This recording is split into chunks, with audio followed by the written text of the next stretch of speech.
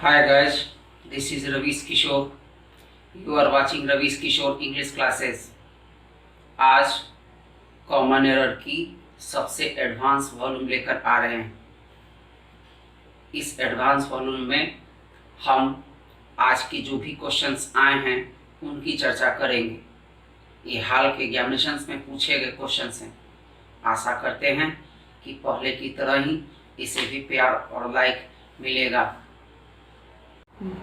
आज का पहला question, the RBI's business expectation index based on their industrial outlook survey of April points to upbeat prospects for the manufacturing sector in the second quarter of the current fiscal year, spurred by rising rural and overseas demand. The RBI noun है, यहाँ apostrophe S लगा है, इसलिए यहाँ पर भी एक noun आएगा। ये भी एक नाउन दिख रहा है हमको, ये तीनों नाउन है, इसके कारण इसे कंपाउंड नाउन कहते हैं। यहाँ बेस्ड एक वर्ब का फॉर्म दिख रहा है लेकिन ईडी के फॉर्म में है, इसलिए हमेशा जब भी 2 + V1 V4 V3 प्रीपोजिशन, ये चार चीज़ों पर हमेशा ध्यान देना चाहिए। पहला वर्ब यहाँ का फॉर्म अगर ईडी के फॉर्म में हो तो वो V2 या V3 दोनों हो सकता है, इसलिए हड़बड़ा करके इसे वर्ब नहीं मानना चाहिए, क्योंकि हो सकता है पार्टिसिपल हो, क्वेश्चन का साइज बड़ा है, इसलिए हमेशा इस बात का ध्यान रखना, इसलिए उसको हड़बड़ा के वर्ब नहीं मानो। फिर आगे बढ़े, बेस्ड के बाद ऑन आ रहा है, बेस्ड के साथ ऑन फिक्स माना जाता है। क्यों? क्योंकि किसी चीज़ का स्पर्श या नेचर ऑफ कंटिन्यूटी देता है ऑन। तो आगे देखें कि हमको स्पर्श का नेचर मिल रहा है या कंटिन्यूटी का नेचर मिल रहा है। तो यहाँ कह रहा है दियर इंडस्ट्रियल आउटलुक सर्वे। तो सर्वे एक एब्स्ट्रैक्ट नाउन के फॉर्मेट में होता है, भाववाचक है, इसलिए वो नेचर ऑफ कंटिन्यूटी का दे रहा है। अब यहाँ पर एक शब्द दिख रहा है पॉजेसिव एडजेक्टिव। सर्वे नाउन है, आउटलुक भी वर्बल नाउन है, इंडस्ट्रियल इसके पहले एडजेक्टिव है, यहाँ पॉजेसिव एडजेक्टिव दिख रहा है।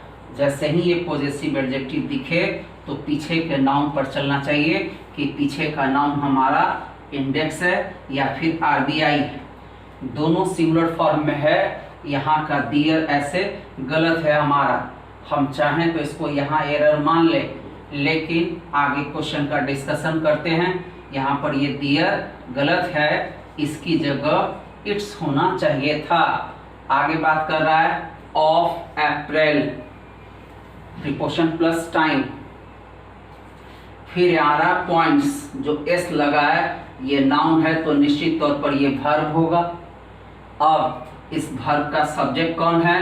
तो अप्रैल, अप्रैल के पहले हमारा प्रीपोजिशन आ रहा है। इन चार के बाद रखे गए नाउन प्रोनाउन या V4 को कभी भी सब्जेक्ट नहीं मानना चाहिए। यहाँ ऑफ आ रहा है जिसके कारण यह सब्जेक्ट नहीं है। फिर यहाँ कहें देयर इंडस्ट्रियल आउटलुक सर्वे के पहले भी प्रीपोजिशन आ रहा है, इसलिए ये वाला भी नाउन हमारा सब्जेक्ट नहीं हो सकता है, क्योंकि इनके बाद रखे गए नाउन प्रोनाउन को ऑब्जेक्टिव मानते हैं, इसलिए हम इसे भी सब्जेक्ट नहीं माने। अब यहाँ पर बेस्ड है, ये भी वर्ब है, और ये पॉइंट्स है, ये भी वर्ब है। तो कभी भी सेंटेंस में दो वर्ब आए तो हमारा क्वेश्चन हो जाता है रिलेटिव प्रोनाउन या नॉन फाइनाइट का। तो याद रखना चाहिए नॉन फाइनाइट का, तो याद रखना चाहिए कि नॉन फाइनाइट का मतलब ये तीन फॉर्म होता है। इस तीनों फॉर्म में से किसी एक फॉर्म में वर्ब के फॉर्म को चेंज कर देते हैं। यहाँ बेस्ड ईडी के फॉर्म में है, यानी V3 के फॉर्म में है, इसलिए हम इसको वर्ब नहीं मानेंगे। इसका वर्ब हमारा, इस सब्जेक्ट का वर्ब हमारा पॉइंट्स है। के बाद कह रहा है पॉइंट्स टू, पॉइंट्स के बाद 2 आ रहा है, इसके बाद 2 के बाद V1 आ रहा है, तो 2 + V1 के बाद नाउन प्रोनाउन आ सकता है। यहाँ पर प्रोस्पेक्ट्स एक नाउन आ रहा है। अगला शब्द आ रहा है 4, जो प्रीपोजिशन है। के बाद भी नाउन आ सकता है, तो ये नाउन है, के पहले एडजेक्टिव है, के पहले आर्टिकल है। बात करें तो टू अपबीट प्रोस्पेक्ट्स, 4 आ रहा है, प्रोस्पेक्ट्स के साथ 4 जुड़ा होता है। क्यों? क्योंकि 4 एक पर्पस दिखाता है और प्रोस्पेक्ट्स को हमें पर्पस चाहिए कि कैसा पर्पस के लिए, तो यहाँ कह रहा है तो मैन्युफैक्चरिंग सेक्टर के लिए। आगे कह रहा है इन, तो इन का मतलब होता है दायरा, लिमिटेशन। तो बात करें अगला शब्द, तो सेकेंड क्वार्टर एक लिमिटेशन है, दायरा है, इसलिए उस दायरा के पहले, यानी सेकेंड क्वार्टर फिक्स्ड है, फिक्स्ड दायरा में है, इसलिए उसके पहले इन ले रहा है। अब कह रहा है ऑफ, तो सेकेंड क्वार्टर किसका?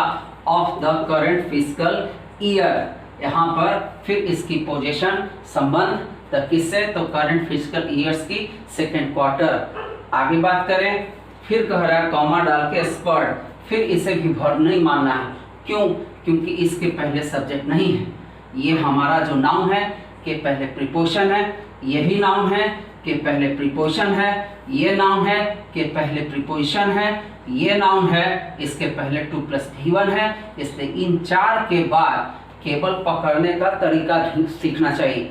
इन 4 के बाद रखे गए नाउन को कभी भी सब्जेक्ट नहीं मानते हैं, इसलिए इस स्पर्ड को भी हम वर्ब नहीं मानेंगे, इसको भी V3 मानेंगे, इसको भी V3 मानेंगे। स्पर्ड बाई लगाने का मतलब है जब भी V3 + बाई आए तो इसे पैसिव मानना चाहिए। स्पर्ड बाई, किसी के द्वारा स्पर्ड किया गया, क्या? Rising rural and overseas demand, rural and overseas demand, ये दोनों कंजक्शन से जुड़ा है, सेम पार्ट्स ऑफ स्पीच को जोड़ता है, कॉमन को छोड़ता है। तो राइजिंग क्या? तो रूरल, राइजिंग क्या? तो ओवरसीज डिमांड। हमारा क्वेश्चन का ऑलरेडी यहाँ मिल चुका है कि इतनी बड़ी क्वेश्चन में एक छोटा सा एरर दिख रहा है। यहाँ का पॉजेसिव एडजेक्टिव डियर की जगह इट्स होना चाहिए, क्योंकि पिछला नाउन हमारा इंडेक्स या आरबीआई दोनों सिंगुलर फॉर्मेट में है, इसलिए इसका आंसर हमारा बी होगा। Next question, the constitutional amendment for converting the position of the CEO to that of PM is still pending as parliamentary elections were due in 2015 have not taken place। बात करें the constitutional amendment, हमारा पहला noun subject है, ये noun है और इसके पहले ये एडजेक्टिव है, के बाद कह रहा है फॉर, तो अमेंडमेंट का पर्पस क्या है? तो कह रहा है कन्वर्टिंग, क्या कन्वर्टिंग? द पोजीशन, किसकी पोजीशन? तो ऑफ द CEO, कौन सा CEO? To that of PM, that of PM। यहाँ पोजीशन किसके लिए आ रहा है? The position of the CEO या position of the PM। Is still pending, is हमारा हेल्पिंग वर्ब, स्टिल हमारा फ्रीक्वेंसी, पेंडिंग हमारा वर्ब। एज पार्लियामेंट्री इलेक्शन, यहाँ पर ये इलेक्शन नाउन, ये एडजेक्टिव। वेयर, हर, ड्यू के बाद टू और इन दोनों आता है। टू कब आता है? जब इसके बाद कोई नाउन जोड़ना हो। यहाँ पर पक्का कोई नाउन जो होगा वो दायरे की बात कर रहा है, यहाँ दायरे है तो 2015 एक निश्चित, इसलिए वहां पर ड्यू टू नहीं होगा, ड्यू इन होगा। फिर आगे आ रहा है have not taken place, फिर यहाँ वर्ब दिख रहा है। अब हम देखें तो इसके लिए हमारे पास सब्जेक्ट नहीं है, ना कोई यहाँ कंजक्शन। यहाँ पर एक वर्ब है जिसका एक सब्जेक्ट आ चुका है। तो कभी भी एक नाउन और 2 वर्ब हो तो हमेशा क्वेश्चन रिलेटिव प्रोनाउन या नॉन फाइनाइट का बनता है। याद रखना चाहिए कि जब भी एक नाउन यानी एक सब्जेक्ट है और 2 वर्ब है तो हमेशा क्वेश्चन रिलेटिव प्रोनाउन या नॉन फाइनाइट का बनता है। अब हम यहाँ 2 वर्ब देख रहे हैं लेकिन हमारा सब्जेक्ट एक ही आ रहा है, तो हम चाहें तो यहाँ पर एक रिलेटिव प्रोनाउन का यूज कर दें, विच का यूज कर दें तब सही है, या फिर इसको हम नॉन फाइनाइट में चेंज कर दें। नॉन फाइनाइट के लिए याद रखो कि हमेशा किसी भी वर्ब को 2 + V1 या V4 या V3 में बदलते हैं। अब या तो इस वेयर को V4 में चेंज कर दें या 2 + V1 में चेंज कर दें या फिर इसके पहले हम एक रिलेटिव प्रोनाउन लगा दें। तो दोनों का एक ही करेक्शन होता है कि हम सेंटेंस में या तो यहाँ रिलेटिव प्रोनाउन लगा दें विच वेयर ड्यू, या हम कर सकते हैं बीइंग ड्यू इन 2015। इस तरह से हम दोनों तरह से हम इस क्वेश्चन का करेक्शन कर सकते हैं। यानी इस क्वेश्चन का आंसर डी होगा और डी के पीछे कंडीशन है कि यहाँ पर जब भी दो वर्ब मिले तो हमेशा लास्ट वाला को मेन वर्ब मानना चाहिए। इसके लिए हमें रिलेटिव प्रोनाउन या नॉन फाइनाइट का यूज करना चाहिए। Next question, the proposed INO project primarily aims to study atmospheric neutrinos in a 1300-meter deep cavern in the Verde West Hills in Tamil Nadu। The proposed INO project हमारा subject primarily, इसके बाद कह रहा है AIIMS, ये verb है, verb के पहले ये ly लगा है, ये एडवर्ब है जिसको एडवर्ब ऑफ फ्रीक्वेंसी कहेंगे। टू स्टडी, क्या स्टडी? Atmospheric neutrinos. 2 + V1 के बाद नाउन आता है, नाउन आया है, कोई दिक्कत नहीं है। एम्स के साथ एट लगता है, टू नहीं लगता है, इसलिए यहाँ पर एम्स टू की जगह एम्स एट होना चाहिए। और इस एट के कारण प्रीपोजिशन के बाद हमारा V4 आता है, इसलिए यहाँ का वर्ब जो है ING में यानी स्टडिंग में करना चाहिए था। इस क्वेश्चन का आंसर हमारा बी होगा। प्रीपोजिशन प्लस V4 आता है, एम्स के बाद एट आता है, इसलिए यहाँ पर एट आने के कारण V4 आएगा। नेक्स्ट कर रहा है इन अ 1300 मीटर डीप कार्बन, ये नाउन के पहले एडजेक्टिव के पहले एडजेक्टिव, एक नाउन के साथ 7 एडजेक्टिव आ सकता है, उसकी एक ऑर्डर है। मेरी एक वीडियो है, उसको जाकर के देखना, थोड़ा टॉपिक बड़ा है, अदरवाइज हम यहाँ समझा देते। ऑर्डर ऑफ एडजेक्टिव करके एक वीडियो है, उसको जाकर देखेंगे आप। कहाँ? तो in the body west hills, ये कहाँ है? तो इन तमिलनाडु। हमारा ऑलरेडी आंसर मिल चुका है, इसका आंसर हमारा बी होगा। Next question, agriculture is the backbone of the Indian economy, but the sad part was that it is still in a rudimentary stage which ultimately affects the overall economy। Agriculture हमारा subject है, is हमारा verb है, the backbone object है, नहीं पता चल रहा है तो मीनिंगफुल आया ऑफ इंडियन इकोनॉमी। नेक्स्ट आ रहा है बट के बाद द सैड पार्ट, यहाँ पर वर्ब है तो ये सब्जेक्ट, तो ये कंजक्शन। अब यहाँ का वर्ब हमारा इज दिख रहा है, यहाँ का वर्ब हमारा वाज दिख रहा है, अगला वर्ब भी हमारा इज है। नेक्स्ट वर्ब भी देखें तो ये प्रेजेंट है, ये भी प्रेजेंट है और ये भी हमारा प्रेजेंट है। तो आंसर हमारा ऑलरेडी आ चुका है कि मेजॉरिटी हमारे पास प्रेजेंट की है। पास्ट के लिए कोई ऐसी घटना नहीं है जो हमें दिखाए कि ये वाज होना चाहिए, इसलिए इस वाज को यहाँ एरर मानते हुए हमें इसका करेक्शन इज में करना चाहिए था। नेक्स्ट बात करें तो the sad part is that it is, फिर यहाँ सब्जेक्ट वर्ब आ रहा है इसलिए इसको कंजक्शन मानो। It is still, subject verb object, कहाँ? तो इन अ रूडिमेंट्री स्टेज, एक टाइम, प्रारंभिक अवस्था में। विच रिलेटिव प्रोनाउन है, अफेक्ट्स वर्ब है, ये प्रोनाउन एक सब्जेक्ट का काम कर रहा है, ये वर्ब है के पहले ये फ्रीक्वेंसी है। रूडिमेंट्री स्टेज हमारा ये एक नाउन है के लिए रिलेटिव प्रोनाउन आ रहा है, इसलिए इधर तो कोई एरर नहीं है।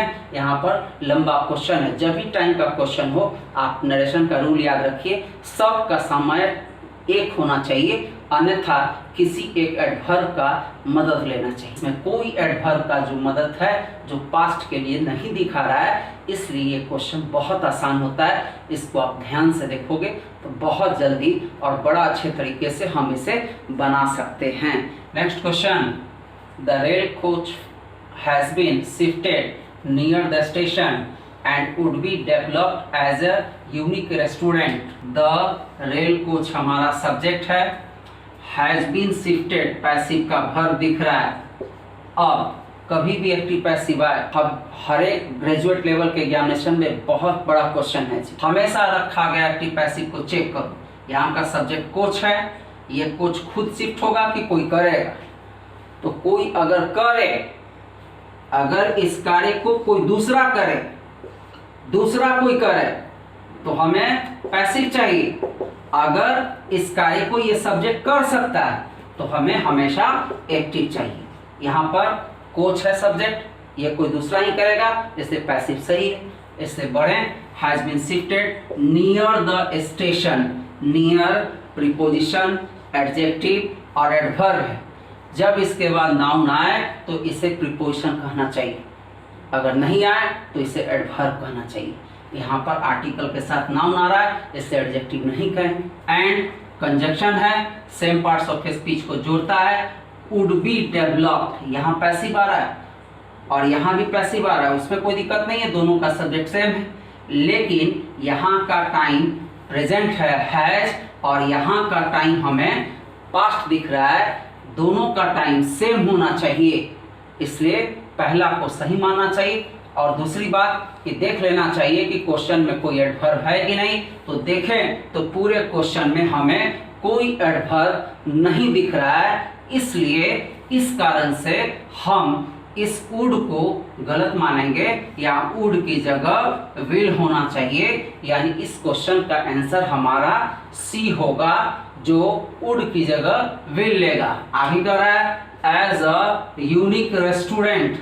एज को भी प्रीपोजिशन और कंजक्शन कहते हैं। सब्जेक्ट वर्ब आ जाए तो कंजक्शन कहना चाहिए, सब्जेक्ट वर्ब नहीं आए तो इसे प्रीपोजिशन मानना चाहिए। एज यहाँ प्रीपोजिशन के रूप में है, क्योंकि किसी भी शब्द का हिंदी में अगर के, में, से, पर, को, का, की, ये 7 वर्ड याद रखो। अगर किसी भी शब्द में के, में, से, पर, को, का, की लग जाए तो उसे प्रीपोजिशन मानना चाहिए, अगर नहीं लगा है तो उसे कंजक्शन मानना चाहिए। यहाँ करा है एज अ एक यूनिक रेस्टोरेंट के रूप में, के रूप में के आ रहा है, इसलिए हम इसे प्रीपोजिशन कहेंगे। इस क्वेश्चन का आंसर हमारा ऑलरेडी आ चुका है, वुड की जगह विल होगा, आंसर इसका सी होगा। Next question, heavy hails in many parts of apple growing areas also resulted in huge losses to farmers. Heavy hails हमारा सब्जेक्ट है, कहाँ? तो in many parts, कहाँ का ये पार्ट्स? तो एप्पल ग्रोइंग एरियाज, जहाँ पर सेब के बागान जो होते हैं उसको एप्पल ग्रोइंग एरियाज कहते हैं। ऑल्सो रिजल्टेड, ने, ये पानी ने रिजल्ट किया, रिजल्टेड इन या रिजल्टेड टू। तो याद रखना कि एक्टिव में टू होता है और पैसिव में इन होता है, ध्यान रखना चाहिए, इन होता है। यहाँ का वर्ब हमें रिजल्टेड एक्टिव में दिख रहा है, इसलिए यहाँ पर टू होना चाहिए। या तो हम इसको पैसिव में चेंज कर दें या इस प्रीपोजिशन को बदल दें, या तो वर्बी का कोई फॉर्म लगा के पैसिव बना सकते हैं, तब टू लगाना होगा। एक्टिव में टू आता है, पैसिव में इन आता है। यहाँ ये एक्टिव में दिख रहा है, इसलिए इन की जगह यहाँ पर टू होना चाहिए। यहाँ पर कोई हेल्पिंग लगा के हम पैसिव भी बना सकते हैं। अगर चाहते हैं कि इन को बचाना तो इसको पैसिव बनाएंगे, चाहते हैं कि इसके एक्टिव में रहने दें तो यहाँ पर प्रीपोजिशन का चेंज करना होगा, टू होगा। Resulted to huge losses to farmers, इसलिए इस क्वेश्चन का आंसर हमारा सी होगा। Next question, the stock of impaired loans will increase during the horizon of this outlook, but at the slower pace versus the last 2 years. कह रहा है the stock of impaired loan, loan कोई देगा कि खुद लेगा? Active passive का question है। यहाँ का सब्जेक्ट इस काम को नहीं करेगा, इंक्रीज खुद थोड़ी करेगा, कोई करेगा, इसलिए कोई करे तो पैसिव चाहिए। यहाँ पर विल इंक्रीज की जगह विल बी इंक्रीज होना चाहिए, क्योंकि यहाँ पर का जो सब्जेक्ट है ये इस काम को नहीं करेगा। बात करें आगे तो ड्यूरिंग के दौरान, किसके दौरान, तो ओरिजिन ऑफ, किसकी origin, of this outlook, but at the slower pace versus the last 2 years बढ़ाई जाएगी। लेकिन जो कंट्राडिक्शन है कि पिछले जो 2 साल में है वो स्लोअर पेस लिखे हैं, वर्ब की जरूरत नहीं है, कंजक्शन लेकर के सेम पार्ट्स ऑफ स्पीच को जोड़ रहा है, कंजक्शन को कॉमन जगहों पर रख रहा है। इसकी पैसिव का फॉर्मेट होना चाहिए था विल बी इंक्रीज्ड, इसलिए इस क्वेश्चन का आंसर बी होगा। Next question, due to certain differences between the companies with the proposed investors, both parties has decided to terminate the arrangement due to certain differences। के कारण, के में से फर्कों का की आ रहा है, प्रीपोजिशन मानो, कंप्लीमेंट बना, बिटवीन आ रहा है, तो चल करके आगे देखें कि नाउन की संख्या कितनी है। यहाँ कंपनीज कर रहा है, आगे घबरा करके जल्दी से लड़के कर देते हैं गड़बड़। अब देख लो कि यहाँ पर 2 कंपनीज तो नहीं है जी, लेकिन आगे देखो कि कोई स्टेटमेंट में 2 की बात कर रहा है कि नहीं, कह रहा है विद द प्रोपोज्ड इन्वेस्टर्स, यहाँ कह रहा है बोथ पार्टीज, किसकी पार्टीज, कंपनीज की, तो यहाँ बिटवीन तो सही है। आ रहा है companies with the proposed investors, between का मतलब होता है सीमित दायरे में से, विद का मतलब होता है असिस्ट, तो इस कंपनी को कौन असिस्ट कर रहा है, कौन सहयोग कर रहा है, तो ये इन्वेस्टर्स कह रहा है बोथ पार्टीज। ये फिर इस नाउन के पहले देखो तो 2 + V1 या V4 या V3 या प्रीपोजिशन, इस नाउन के पहले प्रीपोजिशन आ चुका है, इसलिए सब्जेक्ट नहीं होगा। इस नाउन के पहले भी प्रीपोजिशन आ चुका है, इसलिए भी सब्जेक्ट नहीं होगा। इस नाउन के पहले भी प्रीपोजिशन आया, सब्जेक्ट नहीं होगा। ये पूरे पार्ट को तुम प्रीपोजिशन समझो, हम इसको मानते हैं पूरा, यानी कि यहाँ से लेकर के यहाँ तक पूरे पार्ट को हम अगर कंप्लीमेंट मान ले तो कोई दिक्कत नहीं है। सब्जेक्ट हमारे पास है बोथ पार्टीज, और यहाँ कह रहा है हैज, जो पार्टीज के कारण हैज नहीं होना चाहिए था, यहाँ पर हैव होना चाहिए था। इसमें सिंटेक्स का एरर है, इस क्वेश्चन का आंसर सी होगा। हैव डिसाइडेड होना चाहिए, हैज डिसाइडेड यहाँ गलत है। क्या डिसाइडेड, तो टू टर्मिनेट द अरेंजमेंट्स, जो अरेंजमेंट्स की गई है उसको टर्मिनेट करना यानी कैंसिल करने की बात हो रही है। इस क्वेश्चन का आंसर हमारा सी होगा। Next question, the increase in consumption is directly proportional to the increase in income। The increase हमारा सब्जेक्ट है, मीनिंगफुल नहीं है, इसलिए डाला इन कंजम्पशन, जो कंजम्पशन एक दायरा होगा, जितनी इनकम होगा उस तरह की बात कर रहा है। इज वर्ब है कि हेल्पिंग वर्ब है, तो देखिए आगे तो यहाँ एक एडजेक्टिव आ रहा है, इसके कारण ये एडवर्ब है और ये कहलाएगा वर्ब और ये कहलाएगा ऑब्जेक्ट। कह रहा आगे टू द इंक्रीज। अब देखो हमने भी यहाँ द इंक्रीज पढ़ा है और यहाँ भी देखा है कि द इंक्रीज, इंग्लिश लिटरेचर या किसी भी भाषा में समान नाउन का रिपीटेशन नहीं होता है, हमेशा समान नाउन के बदले प्रोनाउन लेना चाहिए। किसी भी भाषा में नाउन का रिपीटेशन मना होता है, लगातार नाउन की चर्चा नहीं करना चाहिए, इसकी जगह हमें एक प्रोनाउन लेना चाहिए। इसलिए इस द इंक्रीज को यहाँ गलत मानना होगा क्योंकि इसकी चर्चा हो चुकी है, इसलिए द इंक्रीज की जगह यहाँ पर एक प्रोनाउन लेना चाहिए था जो कि दैट होगा, दैट इन इनकम, यानी इस क्वेश्चन का आंसर हमारा बी होगा। द इंक्रीज की जगह दैट होना चाहिए। Next question, one may soon be able to avail automatic transfer of provident fund accounts on switching jobs and get provident fund money within a single day of filing the claim. One हमारा subject है, may हमारा helping verb, soon हमारा frequency, be हमारा verb, able object के रूप में adjective आ रहा है। आगे कह रहा है टू अवेल, क्या avail, the automatic transfer 2 + V1 के बाद नाउन, किसका ट्रांसफर, तो of provident fund account on switching jobs, preposition plus V4 आता है। किसी भी प्रीपोजिशन के बाद नाउन प्रोनाउन V4 आता है, आया है। यहाँ कर रहा है एंड, जो कंजक्शन है, कंजक्शन क्या करता है, तो conjunction same parts of speech को जोड़ता है, कॉमन को छोड़ता है।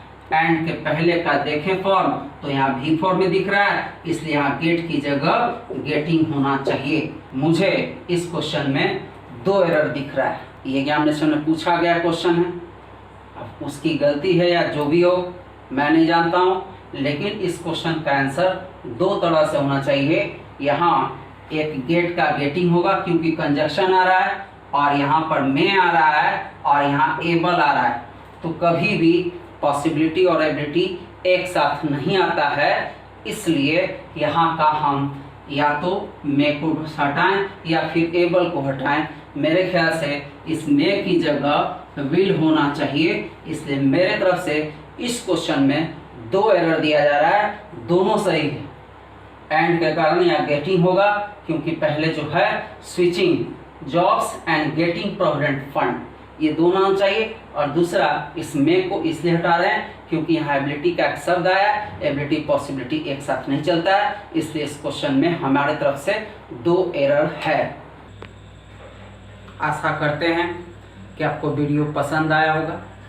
अगर पसंद आया तो आप मुझे लाइक शेयर सब्सक्राइब करें, अपने दोस्तों के बीच में शेयर करें, इससे हमें मोरल बूस्ट मिलेगा। आपके मोरल बूस्ट पे ही हम वीडियो की तैयारी करते चल रहे हैं। आपकी हेल्प मुझे चाहिए, आपकी हेल्प मेरे लिए बहुमूल्य है। Thank you, bye bye, good luck, wish you all the best.